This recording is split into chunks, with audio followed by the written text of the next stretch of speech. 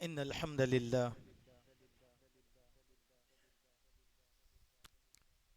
नहमदुहु व नस्तईनुहु व नस्तगफिरुहु व नुअमिनु बिही व नतवक्कलु अलैहि व नऊज़ु बिल्लाहि मिन शुरूरि अंफुसिना व सय्यिआति अमालिना मन यहदिल्लाहु फला मुज़िल्ल लहु व मन युज़लिल्हु फला हादिय लहु व अशहदु अन ला इलाहा इल्लल्लाहु वहदहु ला शरीका लहु व अशहदु अन्ना मुहम्मदन अब्दुहु व रसूलुहु अरसलहु बिल हक़्क़ि बशीरन व नज़ीरा व दाइयन इलल्लाहि बिइज़्निहि व सिराजम मनीरा अम्मा बादु फ़इन्न खैरल हदीस किताबुल्लाह व खैरल हदी हदी मुहम्मदिन सल्लल्लाहु अलैहि वसल्लम व शर्रल उमूरि मुहदसातुहा व कुल्लु मुहदसतिन बिदअ व कुल्लु बिदअतिन ज़लाला व कुल्लु ज़लालतिन फिन्नार फ़क़द क़ालल्लाहु तबारक व तआला फ़ी कलामिहिल मजीद अऊज़ु बिल्लाहि अस्समीइल अलीम मिनश शैतानिर रजीम बिस्मिल्लाहिर रहमानिर रहीम या अय्युहल्लज़ीना आमनुत्तक़ुल्लाह व क़ूलू क़ौलन सदीदा युस्लिह लकुम अअमालकुम व यग़फ़िर लकुम ज़ुनूबकुम व मन युतिइल्लाह व रसूलहु फ़क़द फ़ाज़ फ़ौज़न अज़ीमा या अय्युहन्नासुत्तक़ू रब्बकुमुल्लज़ी ख़लक़कुम मिन नफ़्सिन वाहिदा व ख़लक़ मिनहा ज़ौजहा व बस्स मिनहुमा रिजालन कसीरन व निसाअ वत्तक़ुल्लाहल्लज़ी तसाअलून बिही वल अर्हाम इन्नल्लाह कान अलैकुम रक़ीबा या अय्युहल्लज़ीना आमनुत्तक़ुल्लाह हक़्क़ तुक़ातिह वला तमूतुन्ना इल्ला व अंतुम मुस्लिमून। मुअज़्ज़ज़ हाज़रीन और पर्दा नशीन ख़वातीन, हर किस्म की तारीफ़ हम्द व सना बड़ाई व बुज़ुर्गी अल्लाह सुब्हानहु व तआला के लिए लायक है, जिसने हम सबको इस्लाम जैसा दीन अता फ़रमाया, मोहम्मद सल्लल्लाहु अलैहि वसल्लम का उम्मती बनाया, हमारी हिदायत के लिए क़ुरआन और सुन्नत को नाजिल फ़रमाया है। हम अल्लाह की इस नेमत पर उसका जितना शुक्र अदा करें वो बहुत कम है। सुब्हानल्लाहि व बिहम्दिही सुब्हानल्लाहिल अज़ीम सुब्हानल्लाहि व बिहम्दिही अदद ख़ल्क़िही व रिज़ा नफ़्सिही व ज़ीनत अर्शिही व मिदाद कलिमातिही। दरूद व सलाम हो प्यारे नबी मोहम्मद सल्लल्लाहु अलैहि वसल्लम की ज़ात पर कि आपने अल्लाह का ये दीन हम तक मुकम्मल तौर पर पहुँचा दिया है। अल्लाहुम्मा सल्लि अला मुहम्मद व बारिक व सल्लिम। मुअज़्ज़ज़ हाज़रीन, अल्लाह सुब्हानहु व तआला ने इंसानियत की हिदायत के लिए अंबिया और रसूल को नाजिल फरमाया। मुफस्सिरीन के कौल के हिसाब से तकरीबन 1,24,000 अंबिया लोगों की हिदायत और रहनुमाई के लिए नाजिल किए गए हैं। अंबिया और मुरसलीन ने लोगों को जिन बातों की रहनुमाई की वो ये है कि एक अल्लाह की इबादत करो, बुरे अखलाक से बचो, अल्लाह के रास्तों में रुकावटें मत पैदा करो, नाप तोल के पैमानों को सीधा करो, फहश और मुनकरात और गुनाह के कामों से बचो, जो नबी भेजे गए हैं उन नबियों की इताअत करो। ये तमाम नबियों की दावत का खुलासा था। बस इतनी सी बात थी, लोगों ने इस अच्छी बात को फरामोश कर दिया और अंबिया और मुरसलीन के दुश्मन बन गए। और वो लोग जो ईमान लाए थे उन लोगों के भी वो दुश्मन बन गए। इसीलिए कुफ़ार और मुशरिकीन के साथ नफ़रतों का जो सिलसिला है वो हज़रत नूह अलैहिस्सलातु वस्सलाम से शुरू होता है और मोहम्मद सल्लल्लाहु अलैहि वसल्लम पर ख़त्म होता है। चूँकि मुसलमान मोहम्मद सल्लल्लाहु अलैहि वसल्लम के आखिरी उम्मती हैं और क़यामत कायम होने तक इस उम्मत का सिलसिला चलता रहेगा, तो उम्मत को नफ़रतों, दुश्मनियों, तानाजनियों का और धमकियों का सहना ये एक लाजिमी हकीकत है। इससे कबीदे खातिर होना और हिम्मतें हार जाना ये दरअसल कच्चे दिल के मुसलमानों की निशानी है। अहले ईमान ईमान की हिफाजत में आजमाइश की हर कसौटी से गुजरते जाते हैं। इसीलिए ना हमें मायूस होना है और ना हमें कम हिम्मत होना है। हमारे मुल्क में तंज तशनी और तानाजनी की एक ऐसी मिसाल कायम की गई जिस मिसाल को सोचते हुए भी हम मुसलमानों की हिम्मतें जवाब दे देती हैं। यह खौफ ज़दा करने का एक तरीक़ा है, एक उसूल है। आपने एक उसूल सुना होगा, दुनिया में एक बातिल उसूल पाया जाता है कि अगर किसी आदमी से आपका झगड़ा हो, आपका कसूर हो या ना हो, सामने वाले का कसूर हो या ना हो, हावी होने का एक तरीका है कि पहली मार आप उसको मार दो, आप हावी हो जाएंगे। यह नफरतों का एक उसूल है और उस उसूल की बुनियाद पर हिंदुस्तान में मुसलमान आजमाए जा रहे हैं। लेकिन अल्लाह तबारक व तआला ने जो बातें हमारे सामने रखा है, उन बातों पर हमारी गहरी नजर होना चाहिए। कुरान मजीद में जो वाकयात बयान किए गए हैं, उन वाकयात का मतलब किस्सा बराए किस्सा नहीं है, बल्कि अहले ईमान की हौसला अफजाई ये मकसूद है। इसीलिए अल्लाह तबारक व तआला ने इन वाकयात को बयान करके नबी करीम सल्लल्लाहु अलैहि वसल्लम को दिलासा दिया कि बात ऐसी नहीं है कि आप अकेले आजमाए गए, तुमसे पहले जितने अंबिया और मुरसलीन भेजे गए हैं उन सारों को इस कसौटी से गुजरना ही पड़ा है। लिहाजा तुम सब्र से काम लो और जो काम तुम्हें करना है वो काम करते रहो। हमारे अंदर एक बहुत बड़ी बीमारी ये है कि हम हालात का मुकाबला करने के बजाय हम बहुत जल्द घबरा जाते हैं और गिला और शिकवे की जबान हमारी ऊपर तारी हो जाती है, या हम गिला और शिकवे की जबान इस्तेमाल करते हैं। पिछले दिनों यानी 2014 से लेकर आज तक, और न जाने ये सिलसिला कब तक चलेगा, कुछ ऐसे जुमले मुसलमानों पर कसे जाते हैं जैसे मुल्क के वजीर आजम और वजीर दाखिला ने एक मर्तबा यह कहा था कि एक कुत्ते के मर जाने का हमें अफसोस हो सकता है, लेकिन मुसलमानों का कोई अफसोस हमको नहीं होता। यानी मुसलमान की हैसियत कुत्ते से कम कर दी गई हमारे मुल्क में। फिर हमारी हौसला शिकनी करने के लिए मॉब लिंचिंग का अंदाज अपनाया गया।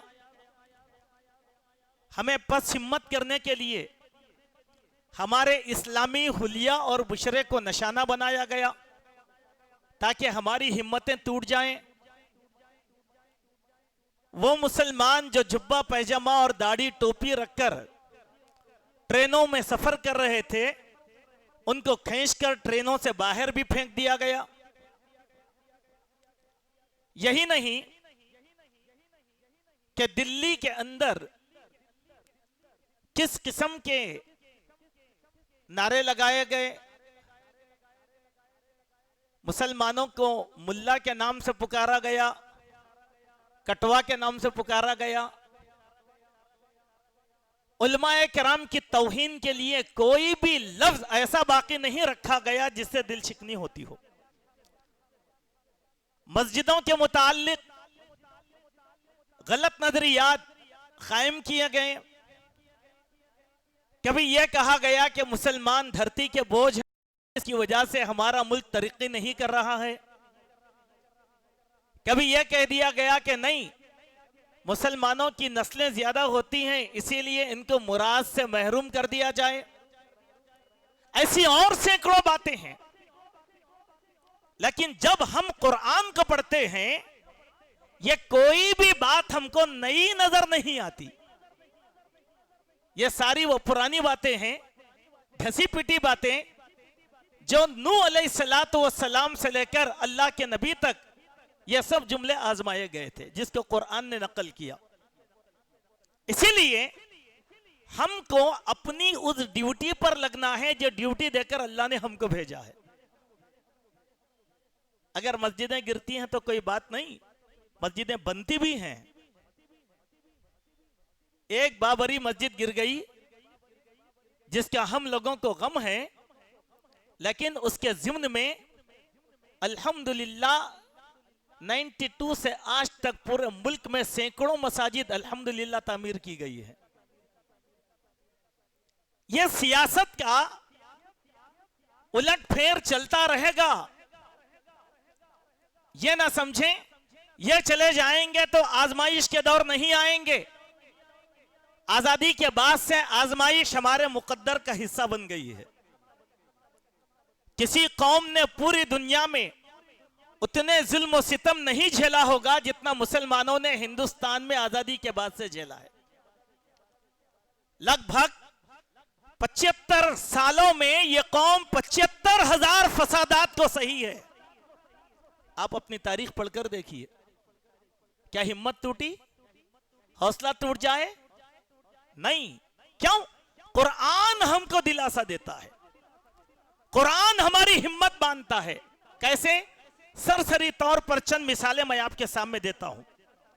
आप नूह अलैहिस्सलाम की बात करें तो अल्लाह तबारक व तआला ने उनकी कौम की तानाजनी को कुरान में ऐसे नकल किया, कालू अनुमिनु लक वत्तबअकल अरज़लून, ऐ नूह क्या हम तेरी बात को माने जबकि तेरे मानने वाले जलील किस्म के लोग हैं। अर्जलून का अर्जल किसको कहते हैं? रजील और जलील, गया गुजरा, माशरे का थर्ड क्लास इंसान। ऐसे लोग तेरे साथ हैं और हम तेरी दावत को कबूल करें? फिर यह तो ताना था नूह अलैहिस्सलाम को, लेकिन तुरंत उन लोगों ने नूह अलैहिस्सलाम को जो धमकी दी, वो धमकी को आप जरा अपने नजर में रखें। कालू लइन लम तंतही या नूह लतकूनन्न मिनल मरजूमीन, ऐ नूह अगर तेरी दावत से तू बाज नहीं आएगा तो हम तुझे संसार करके हलाक कर देंगे। क्या कहा? संसार। संसार के माने पत्थर मारकर हलाक कर देंगे। जिस तरीके से मॉब लिंचिंग में आज मुसलमानों को बांधकर मारा जाता है या उनके सरों के ऊपर पत्थर डालकर सरों को कुचल दिया जाता है, ये कब्रें हम पढ़ते रहते हैं। नूह अलैहिस्सलातु वस्सलाम की कौम ने यह धमकी दी थी अहले ईमान को और हजरत नूह अलैहिस्सलाम को। 950 साल तक मेहनत करे, हुआ क्या? दोस्तों, इसी चीज से हम गाफिल हैं। हम क्या समझते हैं? हमारी कुव्वत, हमारी तादाद, हमारी इज्तिमाइयत ये हमको सरफराज कर देगी। ये बात बिल्कुल खाम ख्याली है, ये मुतलक गलत है। ना हमारी कुव्वत से हम कामयाब होंगे, ना हमारी तादाद से हम गालिब आएंगे, जब तक कि हम अल्लाह तबारक व तआला के सामने मुनाजात नहीं करेंगे। इस धमकी को सुनकर नूह अलैहिस्सलाम ने यह नहीं कहा आओ हम भी एहतजाज करें, तुम्हारा सामना करें, बल्कि नूह अलैहिस्सलातु वस्सलाम ने अल्लाह ताला से एक प्यारी दुआ की। क्या कहा? क़ाल रब्बी इन्न क़ौमी कज़्ज़बून, ऐ मेरे अल्लाह मेरी कौम ने मुझको झुटला दिया। फफ्तह बैनी व बैनहुम फतहु व नज्जनी व मम मअय मिनल मुमिनीन। ऐ अल्लाह, ऐ मेरे परवरदिगार, बस तू मुझ में और उनमें कोई कतई फैसला कर दे, एक फतह और नुसरत का ऐसा दरवाजा खोल दे ताकि ईमान वालों को इनके जुल्म और सितम से नजात मिल जाए। देखिए आप, तरीका क्या है? तरीका क्या है? तरीका यह दुश्मनी किस बुनियाद पर हुई? अल्लाह की तौहीद और अल्लाह के दीन की बुनियाद पर। जब यह दीन अल्लाह का है और हमने दिलो जान से अल्लाह से मोहब्बत की तो मदद भी किससे मांगे? अल्लाह तबारक व तआला से। नबी ने मांगा, नबी ने मांगा, अल्लाह तबारक व तआला ने उनकी दुआ को कबूल फरमाया और क्या कहा? फअनजयनाहु व मन मअहु फिल फुल्किल मशहून, हमने नूह को और अहले ईमान को एक कश्ती में बिठा दिया। सुम्मा अगरकना बादल बाकीन, और बाकी रहने वाले सारे लोगों को हलाक कर दिया। यहां एक बात, एक नुक्ता समझे। पहली बात, अल्लाह से दुआ करो सच्चे दिल के साथ, अल्लाह मदद नाजिल करेगा। अल्लाह मदद नाजिल करेगा, सिर्फ मदद नहीं बल्कि उन जालिमों को अंजाम तक भी पहुंचाएगा। जैसे नूह की कौम को अल्लाह ने, फिर मायूसी की क्या बात? शर्त क्या है? हम अल्लाह के हो जाएंगे तो अल्लाह हमारा हो जाएगा। हम अभी अल्लाह के नहीं हुए, इसीलिए वो जुल्म और सितम झेल रहे हैं। हमारी दुआएं अल्लाह के दरबार में कबूल नहीं होती क्योंकि अभी वो ईमान की कसौटी हमारे पास नहीं है। ठीक है, आगे देखिए। एक और नबी का मैं जिक्र आपके सामने करता हूं। हजरत सालेह अलैहिस्सलातु वस्सलाम, क्या कहा था हजरत सालेह की कौम ने? कहा, क़ालू इन्नमा अंत मिनल मुसहरीन, ताना दिया, ऐ सालेह तू तो जादूगर है, तू तो जादूगर है। मा अंता इल्ला बशरुम मिस्लुना, तू तो हमारी ही तरह का एक इंसान है। फ़अति बिआयतिन इन कुंत मिनस सादिकीन, अगर तू सच्चा है तो तेरी नबूवत की कोई एक दलील लेकर आके बता, हम तेरी बात को मानेंगे। फिर क्या कहा आगे? हजरत सालेह अलैहिस्सलातु वस्सलाम के साथ भी यही तानाजनी का और धमकियों का सिलसिला रहा। क्या कौम ने कुछ बिगाड़ा? नहीं। गालिब कौन आए? सालेह और उन पर ईमान लाने वाले गालिब आ गए। आगे देखें, अल्लाह तबारक व तआला ने हजरत लूत का तस्करा किया सूरह आराफ में। कहा कि वो ताना कैसे देते थे? मा काना जवाब कौमिही इल्ला अन क़ालू अखरिजूहुम मिन क़रयतिकुम इन्नहुम उनासुन यततहरून। लोगों सुनो, इन लोगों को अपने देहात से निकाल दो, अपने गांव से इन लोगों को बाहर कर दो। क्यों? ये पवित्र लोग हैं, हम गंदे, ये पवित्र लोगों के साथ हम नहीं रह सकते। तंस देखिए, तंस कितना बारीक है। क्या कहा था दिल्ली के तबलीगी जमात के मरकज के ताल्लुक से मीडिया के अंदर? इनकी गंदगी की वजह से कोरोना फैला है, इनके थूक की वजह से कोरोना फैला है। एक तबके को निशाना बनाया कि नहीं बनाया? ये वही तबका था, ये वही तबका। आप जब कुरान पढ़ेंगे इन हालात को रखकर पूरी मुमासलत हमको आसानी के साथ मिल जाती है। कोई नई बात नहीं है, कोई नई बात नहीं है। अब धमकी पर आ गए, पहले तो ताना दिया, अब क्या बोले? धमकी पर आ गए। कैसे? के क़ालू लम तंतही या लूत लतकूनन्न मिनल मुखरजीन। ऐ लूत, अगर तुम्हारी इस दावत से तुम बाज नहीं आओगे तो हम तुमको निकाल बाहर करेंगे। शहर बदर, अपने गांव से बाहर निकालकर मजबूर कर देंगे कि तुम हिजरत कर दो। सुभान अल्लाह। अब इस आयत को रखो। आज कितने ऐसे गांव हैं उत्तर प्रदेश के जहां के मुसलमान आज भी अपने गांव में कदम नहीं रख सकते। यह होता है, होता है शबो रोज तमाशा मेरे आगे, मीना मेरे आगे, सागर मेरे आगे, तो क्या हम मुल्क छोड़कर चले जाएंगे? नहीं, यह तो धमकी का एक तरीका है, यह तो धमकी का एक तरीका है जिसको नबियों ने झेला। उसके बाद हुआ क्या? नूह अलैहिस्सलाम आजिज आ गए और कहने लगे, अब देखो लूत अलैहिस्सलाम की दुआ, रब्बि नज्जिनी व अहली मिम्मा यामलून, ऐ अल्लाह मेरे अहल को, यानी अहले ईमान, बीवी बच्चे नहीं, नबी के अहल कौन है? अहले ईमान।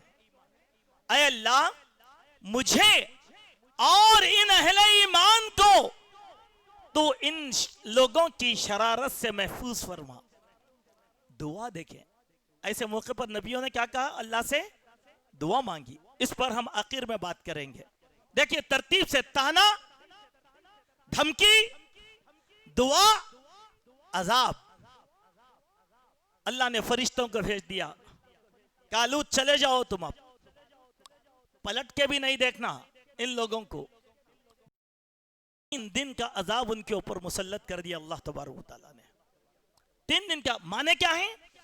अजाब का डर सिर्फ मुसलमान को होता है, चूंकि अल्लाह की गिरफ्त का उसको यकीन होता है। एक काफिर को अल्लाह की पकड़ का यकीन नहीं होता, इसीलिए वो कहता है कि लो अजाब देख लेंगे। न जाने हमारा मुल्क कितने अजाब झेला, इन जालिमों को उतना शऊर तक नहीं है, इन जालिमों को उतना शऊर तक नहीं। आगे देखें, एक और नबी का तज़किरा कुरान में किया गया। हजरत शोएब अलैहिस्सलाम क्या कहा था? शोएब अलैहिस्सलाम से इस कौम ने कहा कि ऐ शोएब, तुम तो जादूगर हो, हमारी तरह के एक इंसान हो, वाइन नज़ुन्नुका लमिनल काज़िबीन, हम तो तुम्हें झूठा समझते हैं। एक नई गाली दी। क्या क्या? झूठा, जादूगर, उसके बाद अब तुम झूठे हो। अगर सच्चे हो तो फिर वो अजाब लाकर दिखाओ जिससे तुम हमको डरा रहे हो गई बात। उसके बाद यह तो ताना था कि तू झूठा है, उसके बाद क्या बोले? धमकी दिए। कैसी धमकी? कहा, क़ालल मलाउल लज़ीना इस्तकबरू मिन क़ौमिही लनुख़रिजन्नका या शुआइब वल्लज़ीना आमनू माअका मिन क़रयतिना अवलौ कुन्ना कारिहीन। कौम के सरदारों ने कहा, हुकूमत ने नहीं, कौम के सरदारों ने कहा, बड़े लोगों ने, सरदारों ने कहा, क्या कहा? कि देखो हम शुआइब को और उस पर ईमान लाने वालों को अपने वतन से बेवतन कर देंगे। सुभान अल्लाह। किया क्या नहीं किया? किया क्या नहीं किया? कुंभ का मेला हुआ तो 100 गांव मुसलमानों से खाली करवा दिए गए। क्यों? क्या मुसलमान हिंदुस्तान की जमीन पर एक मायूब निशान था? उसके वतन से उसको बेवतन क्यों किया गया? उसके वतन को खाली क्यों करवाया गया? सिर्फ सुंबुल में मस्जिद का सर्वे करवाया गया तो घरों पर ताले डलवा दिए गए। माने क्या है? यह तो कसौटी से मुसलमान को हर हालत के अंदर गुजरना है। उसके बाद देखें, सारे के सारे सरदारान ने जो है अब अहले ईमान को भी डराया। कैसे डराया? जैसे हमारे पास डराते हैं। क्या कहा? वक़ालल मलाउल लज़ीना कफ़रू मिन क़ौमिही लइन इत्तबाअतुम शुआइबन इन्नकुम इज़ल लख़ासिरून। क्या है लोगों, अगर तुम शुआइब के नक्शे कदम पर चलोगे तो बड़ा नुकसान उठाओगे, जैसे लोगों को डराया जाता है। क्या कहा? अगर तुम जाएंगे नताइज बड़े खराब निकलेंगे। क्या निकलेंगे नताइज खराब? मौत, उससे बढ़कर कोई नतीजा हरगिज हरगिज नहीं निकल सकता। तो ये जो तंज तानाजनी और खौफ का जो माहौल है, ये कोई नई बात नहीं है मुसलमानों के लिए। ये तो कुरान में अल्लाह तबारक व तआला ने नकल किया। उसके बाद आए सरसरी तौर पर एक और नबी का तज़किरा आपके सामने कर दूंगा, जिनका नाम है हजरत मूसा अलैहिस्सलातु वस्सलाम। क्या कहा था फिरौन ने? हवारियों से कहा, बहस व मुबाहसे के बाद, क़ाल लिमन हौलहु अला तस्तमिऊन, अरे हवारियों, क्या कह रहे हैं? मूसा और हारून सुनते नहीं, क्योंकि लोग मायल हो गए थे। लोग मायल हो गए। क्या कहा? सुनते नहीं। देखो ये कैसा सवालिया निशान है, लोगों के जहनों को झिझोड़ने वाला निशान। कहा अगर तुम हमारे मुल्क में लापरवाही करोगे, आने वाले 100 साल में हिंदुस्तान मुसलमानों का हो जाएगा। क्या फर्क है इसमें और उसमें? जबकि मुसलमान 1000 साल से हिंदुस्तान में रहता है, तो यह हिंदुस्तान मुसलमानों का की तादाद में बड़ा हुआ मुल्क नहीं हुआ। तो क्या आज 700 साल के अंदर नहीं, जब नहीं हुआ, तो क्या 100 साल में मुसलमानों की अक्सरियत हो जाएगी? धमकी कैसी है? क्या चाहते हो तुम? सुनते नहीं। क्या कर रहे हैं मुसलमान? क्या कर रहे हैं? लव जिहाद कर रहे हैं, लव जिहाद कर रहे हैं, मजहब की तब्दीली करवा रहे हैं। जागो, चौकन्ना हो जाओ। मैं जहां तक समझता हूं, इन नारों के पीछे भी अल्लाह तबारक व तआला की बड़ी हिकमत है। एक तरफ हम इसको मुसीबत समझ रहे हैं, लेकिन इनकी इन हरकतों से सबसे ज्यादा फायदा मुसलमानों को हुआ। आप बोलेंगे कैसे? गैर मुस्लिम इस्लाम की हमदर्दी में आए, गैर मुस्लिमों ने कुरान को पढ़ना सीखा, गैर मुस्लिम नबी करीम सल्लल्लाहु अलैहि वसल्लम का दिफा करने के लिए उठ खड़े हो गए। वो जुमले, वो बातें कल हमारे पार्लियामेंट में जो चली, उनमें का एक जुमला भी मुसलमान अपनी जबान से अदा नहीं कर सकता, लेकिन अल्लाह ताला ने उनकी जबान से निकाल के बता दिया। आपने भी सुना, हमने भी सुना। ये एक नेक शुगुन है हमारे लिए। ऐसे मौके पर हमें क्या करना है? आखिर में ये चंद नबियों की मिसाल के बाद हमारे नबी की जिंदगी को पढ़ो।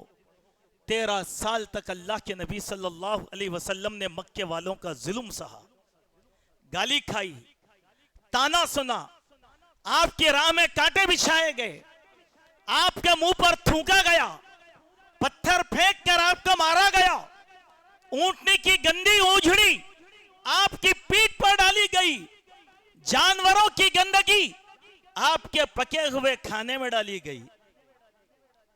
नबियों ने झेला, हमको भी झेलना है, हमको भी झेलना। अगर थक हार के हिम्मत तोड़कर अगर बैठ जाओगे तो ऐसी कौम की अल्लाह कभी मदद करने वाला नहीं है। दोस्तों, जो चीजें मैंने महसूस किया, उनमें से एक बात की तरफ आपकी रहनुमाई मबजूल करवाना चाहता हूं। पहली बात, ऐसे मौके पर हम लोगों को क्या करना चाहिए? दुआ से बढ़ के मुसलमान के लिए कोई हथियार है? आपने भी देखा, हमने भी देखा, वो क्या है? हम सड़कों पर निकल आए, एहतजाजी रैलियां बैठी, एहतजाजी मुकामात पर हमने नारे बुलंद किए। यह सब हमारा जमहूरी हक था, हमने कर लिया। लेकिन खुदारा आप मुझे बताओ, जंतर मंतर पर उलमा का इतना बड़ा काफिला बैठा, किसी ने इन हालात की दुहाई देते हुए अल्लाह से वो दुआएं की जो नबियों ने की? आप बताइए। मैंने तो नहीं देखा, शायद हो सकता है कि आपने देखा होगा। बताओ, ऐसी सूरत हाल में मुसलमान वो दुआएं करे जो अंबिया ने ऐसे बिगड़े हुए हालात में दुआएं की हैं, क्योंकि दुआ से बड़ा मुसलमान के लिए कोई हथियार नहीं हो सकता। आइए, एक दो तीन दुआएं मैं आपके सामने रखता हूं, ताकि हमको मालूम हो कि हम क्या करें। हजरत मूसा अलैहिस्सलाम के हालात खराब हुए, तो हजरत मूसा अलैहिस्सलाम ने अपनी कौम से कहा कि तुम अल्लाह से दुआ करो। क्या कहा? फ़क़ालू अलल्लाहि तवक्कलना। उन लोगों ने कहा, अल्लाह पर हम भरोसा करते हैं। रब्बना ला तजअलना फितनतल लिल कौमिज़ ज़ालिमीन। ऐ अल्लाह, हमको जालिम कौमों के लिए आजमाइश का दरिया मत बना। वनज्जिना बिरहमतिका मिनल कौमिल काफिरीन। ऐ अल्लाह, इस काफिर कौम से हमको तेरी रहमत के वसीले में नजात अता फरमा। अब बतलाओ, किसने मांगा ये दुआ? किसने सिखाया ये दुआ? आजमाइश की कसौटी पर मुसलमानों को, अहले ईमान को मूसा अलैहिस्सलाम ने सिखाया। क्या ये दुआ कभी हमने अल्लाह तबारक व तआला से किया? नहीं। अब आइए, दाऊद अलैहिस्सलाम के जमाने में तालूत और जालूत का मुकाबला हुआ। जालूत काफिर था और तालूत मोमिन था। उन्होंने दुआ की, क्या प्यारी दुआ है, देखिए, कहा रब्बना अफ़रिग़ अलैना सब्रन वसब्बित अक़दामना वंसुरना अलल क़ौमिल काफ़िरीन। ऐ हमारे परवरदिगार, हमको सब्र की ताकत अता फरमा, हमारे कदमों को मजबूत फरमा। ऐ अल्लाह, काफिरों पर हमारी मदद फरमा। सुभान अल्लाह। अल्लाह ने दाऊद अलैहिस्सलाम को भेज दिया और दाऊद अलैहिस्सलाम ने जालूत को कत्ल कर दिया और तालूत आजाद हो गए, फतह याब हो गए। कैसे? इस दुआ की वजह से। उसके बाद आइए, अल्लाह तबारक व तआला के एक नबी, अल्लाह तबारक व तआला के एक नबी हजरत इब्राहिम अलैहिस्सलाम भी थे। क्या दुआ किया था हजरत इब्राहिम अलैहिस्सलाम ने? सूरह मुम्तहना में दुआ को नकल किया गया। हजरत इब्राहिम ने आप पर ईमान लाने वाले मोमिनों से कहा था, रब्बना ला तजअलना फितनतन लिल्लज़ीना कफरू। ऐ अल्लाह, काफिरों के लिए हमें आजमाइश का दरिया न बना। वग़फिर लना रब्बना, ऐ हमारे रब, हमारी बख्शिश फरमा। इन्नका अंतल अजीजुल हकीम, तू ही इज्जत वाला और हिकमतों वाला है। अब आइए, एक और दुआ जिसका तस्करा किया गया, कमजोर मोमिनों के लिए दुआ सिखाई गई। सूरह निसा आयत नंबर 75 में दुआ नकल की गई, रब्बना अखरिजना मिन हाज़िहिल क़रयति ज़ालिमि अहलुहा। ऐ अल्लाह, इस बस्ती के जालिम लोगों से हमको नजात दे और यहां से निकलने का रास्ता बना दे। वजअल लना मिन लदुनका वलिया। ऐ अल्लाह, तू हमारा वली और कारसाज बन जा। ऐ अल्लाह, तू हमारा मुआविन और मददगार बन जा। सुभान अल्लाह। ठीक है। उसके बाद एक दुआ जो अल्लाह तबारक व तआला ने हमको अर्श के खजाने से अता फरमाया, सूरह बकरा की आखिरी आयत, जिसमें हम ये दुआ करते हैं कि रब्बना ला तुआखिजना इन नसीना औ अख्ताना। इस दुआ का आखिरी जुमला क्या है? वंसुरना अलल कौमिल काफिरीन। ऐ अल्लाह, काफिरों पर हमारी मदद फर। ऐसी और भी दुआएं हैं, एक दो बातें और हैं, मैं यहीं पर आपको खुलासतन ये समझाना चाहता हूं। दोस्तों, धमकियों से हैबत ना खाएं, तानों से कभी दे खातिर ना हो। अल्लाह के हुजूर में वो दुआएं करें जो नबियों ने किया था, उस सच्चाई के साथ, उस यकीन के साथ। क्यों? ये जुल्म सितम, ये जिल्लत, ये सारी चीजें अल्लाह के दीन के सिले में हमें दी जा रही है। एक आदमी अल्लाह पर ईमान रखता है, रसूलुल्लाह सल्लल्लाहु अलैहि वसल्लम को खातमुन नबीन मानता है, किबला रुख होकर नमाज पढ़ता है, वो कितना ही गुनहगार क्यों ना हो, हमारे मुल्क के लिहाज से अगर उसको उसके इस्लामी तशक्कुस की बुनियाद पर मॉब लिंचिंग का जरिया बनाया जाता है, ऐसे इंसान को खुश होना चाहिए कि अल्लाह ने उसको शहादत की मौत अता फरमाया। क्यों? इस्लामी तशक्कुस, नबी की सुन्नत दाढ़ी, नबी की सुन्नत टोपी, इज्जत का लिबास, नमाज की हालत, मस्जिद का दरवाजा। अगर ऐसे वक्त में दुश्मन ये सोचकर मार रहा है कि मारो इसको, अगर वो मर जाएगा, अल्लाह उसको शहादत का, हम सब की दुआ है उन लोगों के लिए जो 2014 से लेकर आज तक मुसलमानियत की बुनियाद पर मारे गए। अल्लाह उनको शहादत का दर्जा अता फरमा, अल्लाह उनको करवट करवट जन्नत नसीब फरमा और उनके गुनाहों को अल्लाह तबारक व तआला माफ फरमाए। ठीक है मेरे भाई। उसके बाद आइए, एक बात यकीन रखो, कुरान की रोशनी में कुरान ने सिखाया, कुरान ने सिखाया, अगर आज से 25 साल बाद तक भी जालिम लोग हम पर मुसल्लत रहेंगे, अल्लाह उनको कामयाबी देने वाला। यकीन रखो। हमारा यकीन क्यों कमजोर है? हमारा यकीन क्यों कमजोर है? मानना पड़ेगा, इन हालात में हमारा यकीन बहुत कमजोर हो गया। अल्लाह ने कुरान में 3 जगह एक बात बयान फरमाया। सूरह कसस अल्लाह ने कहा इन्नल्लाह ला युफ्लिहुल मुफसिदीन, अल्लाह फसादियों को फलाह नहीं अता फरमाएगा। फलाह के माने उनके मकसद में अल्लाह कभी कामयाब होने नहीं देगा। सुभान अल्लाह, यकीन नहीं है हमको? यकीन करो। दूसरी आयत सूरह कसस आयत नंबर 82 अल्लाह ने कहा वैकअन्नहु ला युफ्लिहुल काफिरीन, ये काफिर कहीं से भी आ जाएंगे, ये फलाह पाएंगे नहीं पाएंगे, नहीं पाएंगे। ये यकीन नहीं है हमारे पास, ये यकीन नहीं। तीसरी आयत सूरह कसस आयत नंबर 86 अल्लाह ने क्या कहा इन्नल्लाह ला युहिब्बुल फरीहीन, अल्लाह फरीहीन को फलाह नहीं अता फरमाएगा। उनको अल्लाह पसंद। फरीह के माने क्या है? मुतकब्बिर, घमंडी, जमीन पर इतरा कर चलना, अपनी ताकत के नशे में चूर रहना, अपने इख्तिदार के नशे में चूर रहकर कमजोरों को रौंदने वाला कभी कामयाब होगा? अल्लाह ने कहा हमारे लिए क्या चाहिए? यकीन, हमारे लिए यकीन। इसीलिए इकबाल ने कहा था फजाए बद्र पैदा कर फरिश्ते तेरी नुसरत को उतर सकते हैं गर्दों से कतार अंदर कतार अब भी। बदर की फिजा यानी ईमान की वो कैफियत हमारे दिलों में अगर आ जाएगी, कायनात की कोई ताकत हमें रुसवा नहीं करेगी। आखिरी बात मेरे दोस्तों, सरसरी तौर पर क्या करेंगे ऐसे हालात में?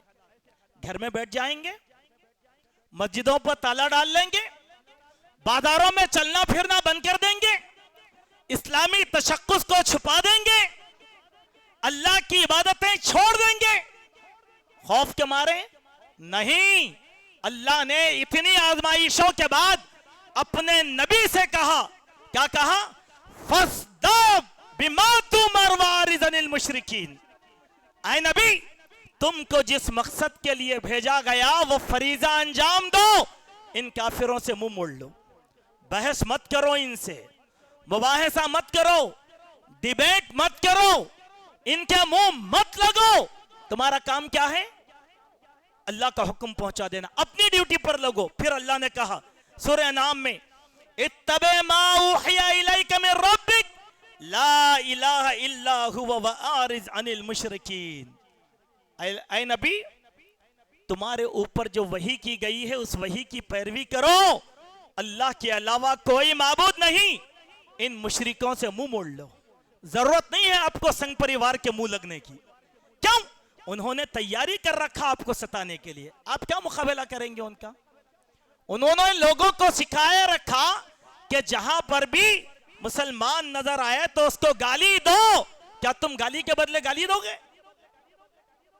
तुम क्या करो?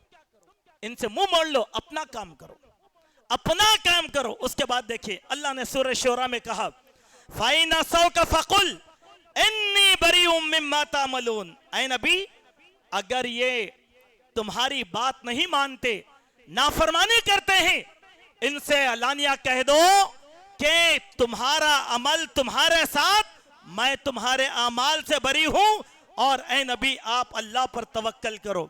चौथा मुकाम, आखिरी मुकाम, खुतबे की आखिरी आयत सूरह यूनुस आयत नंबर 41 कहा वाइन कज़्ज़बूक, ऐ नबी अगर ये आपको झुटला दे, फकुल्ली अमली, कह दो मेरे साथ मेरा अमल, वलकुम अमलुकुम, तुम्हारे साथ तुम्हारा अमल, अंतुम बरीऊन मिम्मा अमलू, तुम्हारे हर अमल से मैं बरी हूं, व अना बरीउम मिम्मा तामलून, मेरे अमल से तुम बरी और तुम्हारे अमल से मैं बरी। किस्सा खलास, मुकाबला नहीं, दावत का काम है, तौहीद का काम है, गुमराह लोगों को हिदायत की राह बताने का काम है। अगर इनके मुंह लगे तो इसीलिए इन लोगों ने क्या किया? अपने थोड़े जर खरीद गुलामों को, मुनाफिकों को पैदा किया उम्मत के अंदर। कम नहीं है मुनाफिकों की तादाद, उलमा के रूप में भी आज हमारे मुल्क में मुनाफिक है, सियासतदानों के रूप में भी ये मुनाफिक हैं। अगर अल्लाह की शरीयत में बिगाड़ होता है तो ये इन जालिमों का साथ देने के लिए खड़े हो जाते हैं। ये दरअसल उम्मत के पक्के और सच्चे मुनाफिक हैं ये लोग, इनसे हमें घबराने की जरूरत नहीं है। जो अल्लाह तबारक व तआला की मस्जिदों पर मुखालिफत में बयान देते हैं। इनका हुलिया बुशरा मुसलमानों का हो सकता है, लेकिन इनके दिल में कभी की निफाक आ गया। लिहाजा मेरे भाइयों, जो दावत मैंने आपको देना चाहा वो यही है, इन सब गुफ्तगू से आप परहेज कीजिए। क्या हासिल होने वाला है? 4 घंटे 5 घंटे अगर हम गुफ्तगू करेंगे, क्या हासिल होगा? नहीं, वो 4 घंटे 5 घंटे आपके गैर मुस्लिम भाई पर मेहनत कीजिए। आप मेहनत कीजिए अपने गैर मुस्लिम भाई पर। अल्लाह की कसम, हिंदुस्तान के 20 करोड़ मुसलमान ये तहिया कर लें, मरने से पहले वो एक को अल्लाह की तौहीद में दाखिल कर लेंगे तो हमारा बेड़ा पार हो गया अल्लाह के पास। यही मकसद के लिए हम पैदा किए गए। अल्लाह ताला हम सबको हुस्न अमल की तौफीक और सादत नसीब फरमाए।